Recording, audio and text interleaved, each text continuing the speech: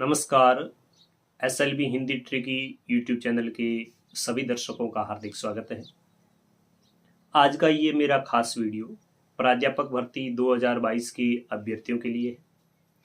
इस YouTube channel पर एक नवीन पहल के तहत मैं हिंदी साहित्य का इतिहास, उसकी महत्वपूर्ण प्रश्नोत्तरी आरंभ करने जा रहा हूँ, जिसका आज भाग फर्स्ट आप देखने जा रहे हैं। तो देखिए ये पूरा वीडियो और वीडियो को अधिक से अधिक लाइक, शेयर और सब्सक्राइब भी जरूर कीजिए।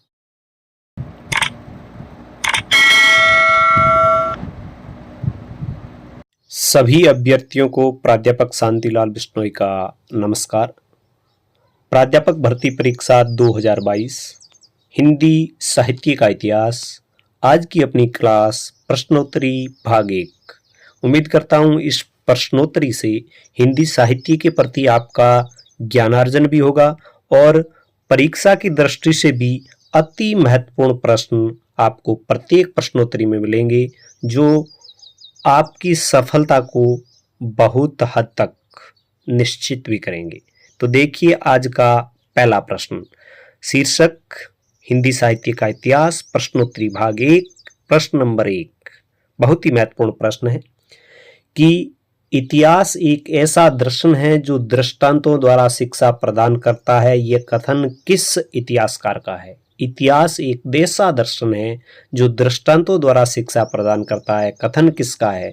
तो आंसर स, यानी यह कथन है कार्लाइल का। बहुत ही अच्छी डेफिनेशन है। इतिहास क्या है इसके बारे में। दूसरा प्रश्न इस प्रकार है, बेन ने विधेयवादी पद्धति के प्रमुख तत्व कौन कौन से माने? तो बेन विधेयवादी पद्धति के समर्थक थे। उन्होंने इस पद्धति के 3 तत्व माने थे। वो कौन से 3 थे? तो वो 3 थे जाति, वातावरण और क्षण विशेष, यानी आंसर इसका सही है अ। इसके बाद प्रश्न नंबर 3। प्रश्न नंबर 3 ये कहता है कि इस्तवार देला लिटरेचर एंदुई हिंदुस्तान, जो कि गार्सा दे तासी का ग्रंथ है। तो इस्तवार देला लिटरेचर एंदुई हिंदुस्तान नामक हिंदी साहित्य ग्रंथ के रचयिता कौन है?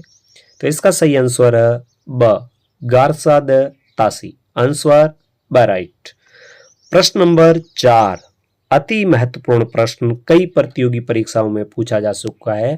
प्रश्न नंबर 4 कहता है, कबीर एंड दी कबीर के रचयिता कौन है? यानी यह जो ग्रंथ है इसके रचयिता कौन है?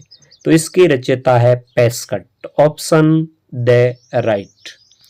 प्रश्न नंबर 5, राजस्थान में हस्तलिखित ग्रंथों की खोज, इस ग्रंथ के रचयिता कौन है? ग्रंथ का नाम क्या है? राजस्थान में हस्तलिखित ग्रंथों की खोज, और इसका सही आंसर है Motilal Menaria. Option B right.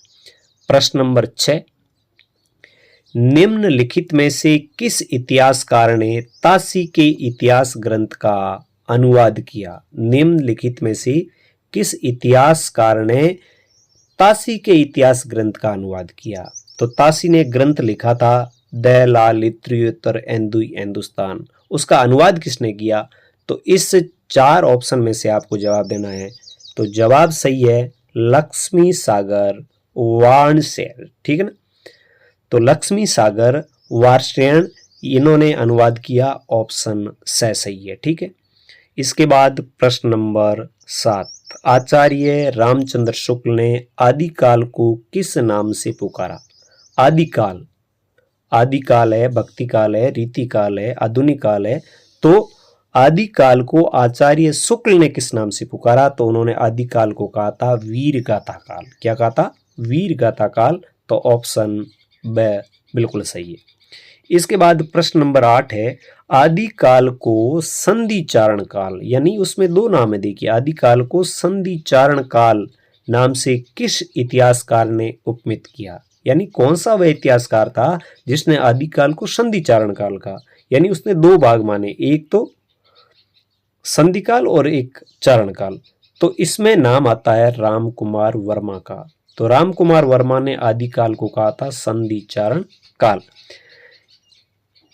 इसके बाद प्रश्न नंबर 9, आचार्य रामचंद्र शुक्ल ने आदिकाल की समय सीमा क्या निर्धारित की थी? तो उन्होंने आदिकाल की समय सीमा क्या निर्धारित की थी? ये 4 ऑप्शन आपके सामने हैं और इसमें ऑप्शन ए बिल्कुल सही है, यानी उन्होंने माना था 1050 से 1375 विक्रमी संवत। ठीक है, फिर 1375 से 1700 तक उन्होंने भक्ति काल को माना, फिर 1700 से 1900 तक उन्होंने रीति काल को माना, फिर 1900 से 1984 तक उन्होंने आधुनिक काल को माना। उन्होंने ये समय सीमा बताई थी। तो इसका ऑप्शन है वो ए बिल्कुल सही। प्रश्न नंबर 10, हिंदी साहित्य के आदिकाल को चारण काल नाम किसने दिया था? अब देखिए ये प्रश्न बहुत इंटरेस्टिंग है। ग्रियर्सन ने कहा था आदिकाल को चारण काल, लेकिन राम कुमार वर्मा ने आदिकाल को क्या था? संधि चारण काल। तो यह प्रश्न बनता है, संधि चारण काल किसने कहा आदिकाल को? तो राम कुमार वर्मा। और आदिकाल को चारण काल किसने कहा? तो ग्रियर्सन। तो ध्यान देने की बात है, बड़ा कंफ्यूज करने वाला प्रश्न है। आपसे पूछ ले आदिकाल को संधि चारण काल नाम किसने दिया? राम कुमार वर्मा। चारण काल नाम किसने दिया? ग्रियर्सन। तो इसका ऑप्शन सही है। ठीक है, इसके बाद प्रश्न नंबर 11, निम्नलिखित रचनाकारों और रचनाओं का कौन सा युग्म असंगत है? परीक्षा में यह जरूर देखें आप, संगत है या असंगत है, सही है या गलत है, क्या पूछा है। तो निम्नलिखित रचना और रचनाकारों का कौन सा युग्म असंगत है? गोसाई चरित्र बाबा बेनी माधवदास, बिल्कुल सही है। भक्त नामावली ध्रुवदास, ये भी बिल्कुल सही है।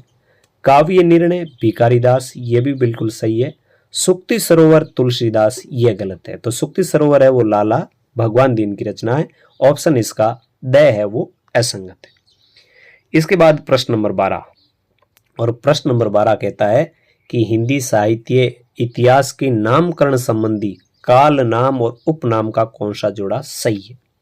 यानी भारतेंदु काल को परिष्कार काल कहा जाता था, इसकी समय सीमा 1850 से 1900 ईस्वी थी, क्या ये गलत है? द्विवेदी काल को परिष्कार काल कहा जाता था और यह 1900 से 1918 ईस्वी तक का था, क्या यह गलत है? छायावाद को उत्कर्ष काल कहा है 1918 से 38, क्या यह गलत है? या फिर ऑप्शन द प्रगति और प्रयोगवाद, इसको अद्यतन काल कहा जाता है और 38 से 53, यह गलत है। तो इसमें गलत कौन सा है? ऑप्शन है वो गलत है। तो यह बिल्कुल सही है कि प्रगति और प्रयोगवाद है उसको अद्यतन काल कहा जाता है, इसकी समय सीमा 38 से 53, ये बिल्कुल सही है। इसके बाद छायावाद को उत्कर्ष काल कहा जाता है, ये इसकी समय सीमा 1938 18 से 38 है, ये भी सही है। द्विवेदी काल को परिष्कार काल कहा जाता है 1900 से 1918, ये भी सही है। लेकिन जो समय सीमा ऊपर दी है वो तो ऊपर सही है, लेकिन भारतेंदु काल को परिष्कार काल नहीं कहा जाता है, इसको कहा जाता है अभ्युत्थान काल। यानी हिंदी साहित्य का उस समय में अभ्युदय हुआ था, तो अभ्युत्थान काल इसको कहा जाता है, परिष्कार काल नहीं कहा जाता है भारतेंदु युग को। और समय सीमा 1850 से 1900 ईस्वी बिल्कुल सही है, लेकिन ये परिष्कार काल नहीं कहा जाता इसको। इसके बाद प्रश्न नंबर 13, आदिकाल के नामकरण के संबंध में कौन सा विकल्प सही नहीं है? तो संक्रमण काल राम लिखावन पांडे ने कहा था, ये बिल्कुल सही है। अपभ्रंश काल धीरेन्द्र वर्मा ने कहा था, यह भी सही है। अब धीरेन्द्र वर्मा ने भी अपभ्रंश काल कहा था और गुलेरी ने भी आदिकाल को क्या कहा था? अपभ्रंश काल। तो यहाँ पर वीर काल है वो गुलेरी ने नहीं कहा था, तो यह ऑप्शन है वो गलत है। और जय काल रमाशंकर शुक्ल रसाल ने कहा था, यह भी सही है। तो संक्रमण काल किसने कहा था? राम लिखावन पांडे। अपभ्रंश काल किसने कहा था? धीरेन्द्र वर्मा और गुलेरी दोनों ने। वीर काल यहाँ पर चंद्रधर शर्मा गुलेरी ने नहीं कहा था। और जय काल किसने कहा था? रमाशंकर शुक्ल रसाल ने। अब इसके बाद प्रश्न नंबर 14, भक्ति काल को हिंदी साहित्य का स्वर्ण युग किसने माना? बहुत अच्छा प्रश्न है। भक्ति काल को हिंदी साहित्य का स्वर्ण युग किसने माना? तो ये माना ग्रियर्सन ने। ऑप्शन ए सही है। इसके बाद प्रश्न नंबर 15, रीति काल को अलंकृत काल नाम किसने दिया? वेरी वेरी इंपॉर्टेंट, कई परीक्षाओं में पूछा जाता है।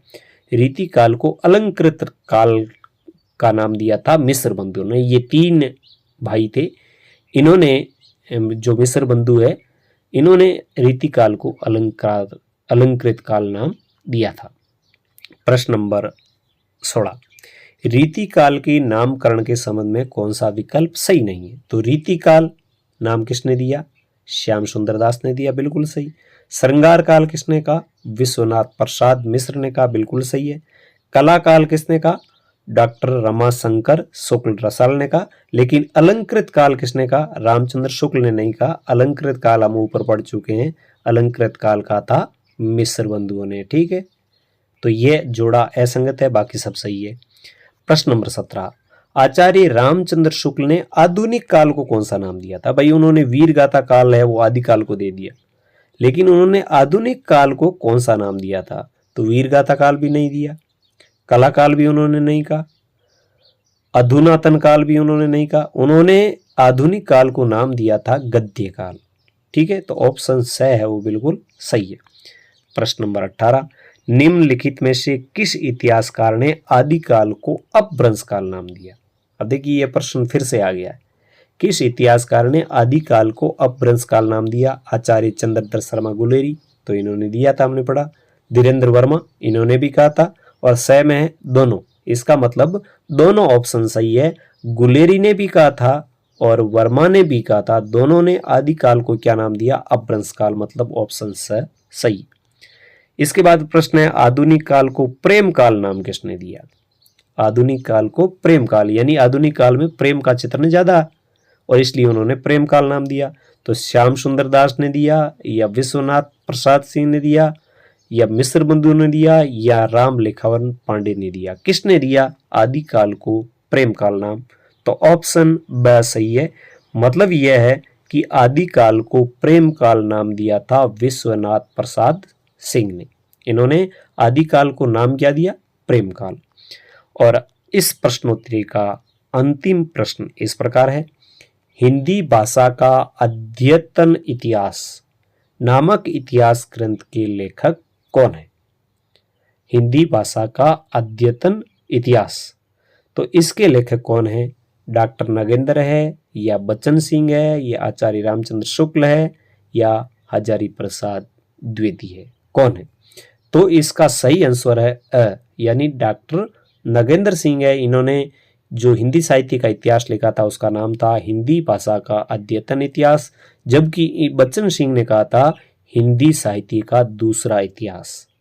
आचार्य रामचंद्र शुक्ल के इतिहास ग्रंथ से तो कौन परिचित नहीं है, और हिंदी साहित्य का आदिकाल, और इन्होंने भी हिंदी साहित्य के इतिहास के बारे में ग्रंथ लिखे हैं। चारों के हिंदी साहित्य के इतिहास ग्रंथ है, बहुत ही प्रसिद्ध है।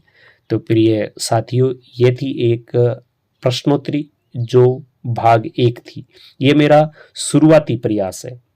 आप इस वीडियो को देखने के बाद अपनी राय दें, अपने साथियों को वीडियो शेयर करें, और यह प्रश्नोत्तरी कैसी रही, यदि वाकई ये प्रश्नोत्तरी आपकी कुछ हेल्प कर रही है तो आगे भी मैं प्रयास करूंगा कि समय समय पर इस प्रकार की प्रश्नोत्तरी आपको मिलती रहे, ताकि एक अभ्यर्थी होता है उसका क्या अनुभव होता है, वो परीक्षा से गुजरा होता है तो किस प्रकार के प्रश्न पूछे जाते हैं, तो इस प्रकार के प्रश्न मैं आपके सामने लाने की पूरी कोशिश करूंगा, बशर्ते आप यदि हेल्प करते हैं, आप यदि इस वीडियो को शेयर करते हैं, लाइक करते हैं और अपने कीमती सुझावों से मुझे अवगत कराते हैं, तो नियमित तौर पर ये आपको प्रश्नोत्तरी मिलती रहेगी।